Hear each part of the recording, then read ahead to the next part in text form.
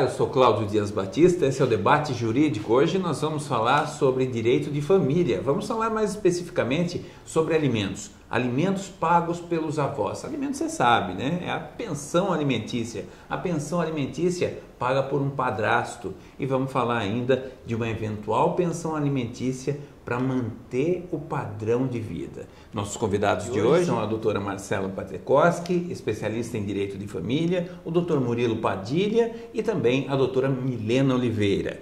Bom, a pergunta inicial é para o senhor, doutor Murilo. O que são os alimentos? Como é que se fixa os alimentos? É tudo 30%? Que é isso que dizem nos bairros, né? É 30%. Não é bem assim, doutor. Comumente os 30% é a geral que o pessoal fala, mas não é assim. A lei é clara.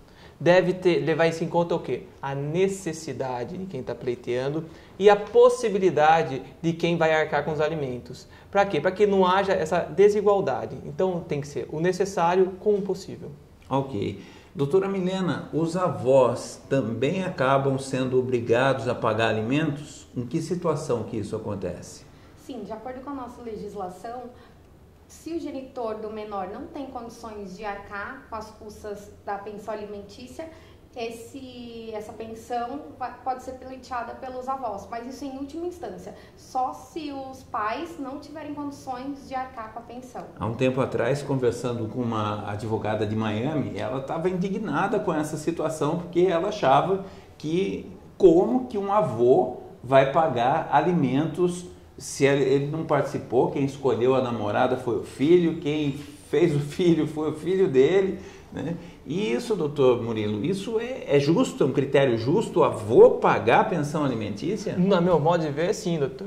O que a lei está procurando visar? Visar o interesse do menor, o melhor interesse do menor, a dignidade da pessoa humana. Se a criança não tem como se sustentar, o pai não tem como sustentar a criança, nada mais justo que os avós arquem. Você concorda com isso, doutora Marcela? Eu concordo, porque essa obrigação, ela decorre do vínculo de parentesco. Então, pelo princípio da solidariedade entre os familiares, é possível que se cobre esses alimentos do avô. Nós vamos falar agora um pouquinho sobre a situação do padrasto. Aquela pessoa que casou com uma determinada mulher que já tinha filho. E depois do casamento começou a desenvolver aquele afeto pela criança. Isso pode acontecer com qualquer um, né? E depois de uma determinada situação está surgindo uma situação nova, né, doutora Marcela? O que os tribunais estão se manifestando sobre pedido de pensão nesse caso? Certo, então, essa questão é uma criação doutrinária e jurisprudencial. Existem decisões já favoráveis ao menor que pleiteia essa pensão ao padrasto. Tem uma decisão no Tribunal de Santa Catarina, já no Brasil, que obrigou o padrasto a arcar com os alimentos ao seu enteado.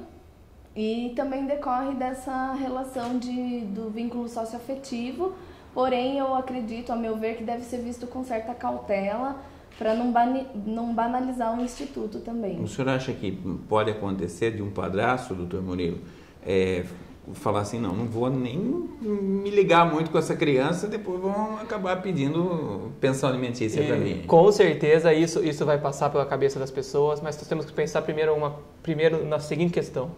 A pessoa assumiu a família, ele casou com a mulher, junto tinha um filho.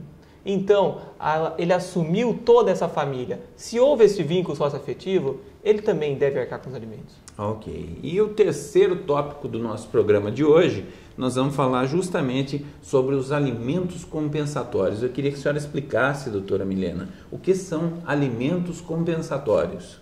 Bom, os alimentos compensatórios, ele tem caráter indenizatório, é que após a separação, para igualar o padrão de vida que o ex-cônjuge tinha antes na constância do casamento. Ok. Isso já é pacífico, doutora Marcela, ou ainda há discussão nos tribunais sobre esse assunto? Não, pelo contrário, ainda é uma questão muito criticada pela doutrina, depende muito da análise do caso concreto para que seja concedido esse alimento compensatório. E porque precisa ser visto com muita ressalva mesmo essa questão, para evitar que se criem verdadeiros parasitas do Poder Judiciário. Na verdade, o Poder Judiciário não pode dar guarida a essas pessoas que só querem viver às custas de um ex-cônjuge, sendo é uma mulher casando com vários homens, ou um homem, que homem também pode receber pensão alimentícia, não é isso? Exatamente, tanto para um quanto para outro. Então tem que tomar muito cuidado porque às vezes a pessoa, por isso que depende muito da análise do caso concreto, às vezes a pessoa é saudável, é jovem, tem condições de se restabelecer financeiramente, então eu acho que nesse caso não caberia esse alimento compensatório, mesmo que fosse para manter um padrão de vida anterior. Ok, você concorda com isso, doutor Murilo? Eu acho que concordo que sim, doutor, porque vemos casos, com ressalva na opinião da doutora Marcela, que existem, a pessoa fica 50 anos casado, construiu um casamento, ajudou, o marido só conseguiu ter aquele patrimônio graças à mulher que estava do lado. Nesse caso, alimentos compensatórios são plenamente devidos. Tem inclusive um caso famoso do jogador Pato, né? Como é que é essa história, doutora Marcela? Exatamente, esse é um exemplo clássico de alimentos compensatórios, em que ele foi condenado a pagar a pensão de R$50 mil por mês para a ex-esposa dele, que é a atriz Stephanie Brito. Todo mundo conhece ela. Isso ocorreu porque ela conseguiu provar no processo que antes de casar ela tinha uma vida aqui estabilizada, ela era atriz da Globo, e para casar com ele e viver na Itália, onde ele trabalhava, jogava futebol, ela largou a vida dela aqui, o salário que ela ganhava, e foi morar com ele.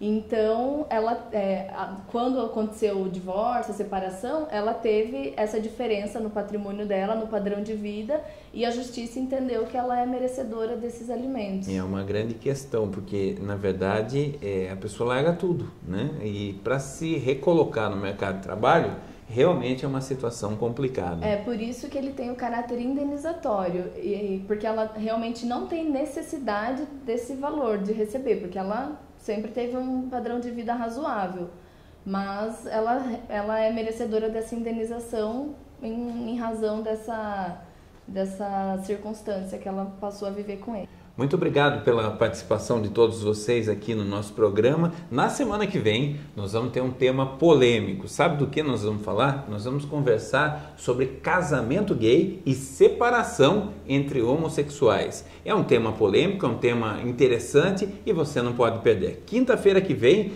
aqui nós vamos esperar por você. Um grande abraço e até a próxima.